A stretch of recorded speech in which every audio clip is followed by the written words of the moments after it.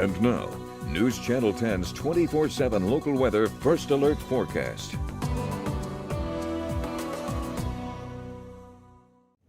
Well, good Friday morning, everyone. I'm meteorologist Sheldon Rashears checking in with a quick look at your forecast where you can see it's a little bit cooler up in the northwest where you have 38 and 43 right now, but here in Amarillo, we're just barely below 60 degrees right now as we are still socked in with a lot of humidity. Now, the winds, thankfully, not too bad, about 5 to 15 miles an hour, maybe a bit breezier in other parts of the region. You'll see satellite and radar is clear. Any overnight storms have since moved on out of the region, maybe a few clouds kind of pushing through the area. Right now, humidity about 90%, not quite enough to get any fog going just yet, but you can certainly feel that moisture out in the air as you head out the door this morning. Could maybe see the development of some fog, so of course stay tuned for updates on that. You'll see that drier air up in the northwest. Of course, that's what's getting those temperatures just a little bit lower.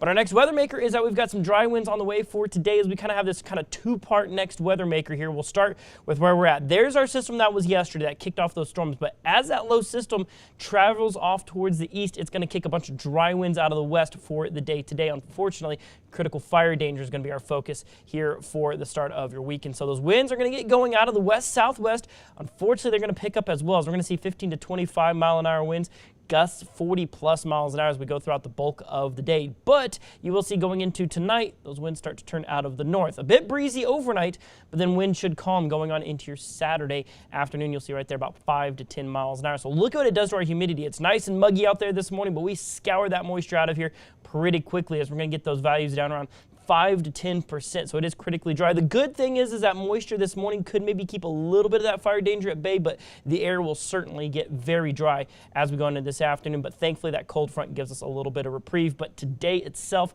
unfortunately, wildfire danger going to be a big part of the conversation. Now, our western and northern counties also have a wind advisory in effect until about 6 o'clock Texas time. That'll be 5 o'clock for those of you off in eastern New Mexico. That's for gusts upwards of 55 miles an hour. Today, you will notice that does not include Potter and Randall counties here at this time, but most of the region is underneath a red flag warning. That's all the counties there in pink.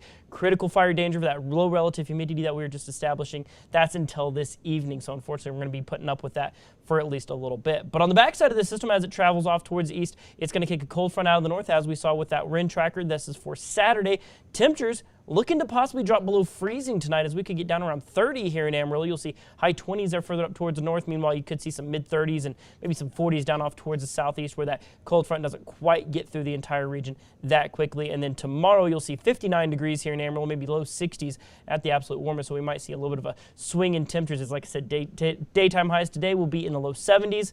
Could drop about 15 degrees going into tomorrow. Now, in your 7-day supercast, we've got the breezy conditions, cooler conditions going into Saturday, and then we'll get back into the 70s, maybe even 80s as we go into the early parts of next week, with right now still looking at the possibility of some rain chances going into Tuesday and Wednesday. So, of course, as always, keep it locked to the News Channel 10 for the latest on your local forecast.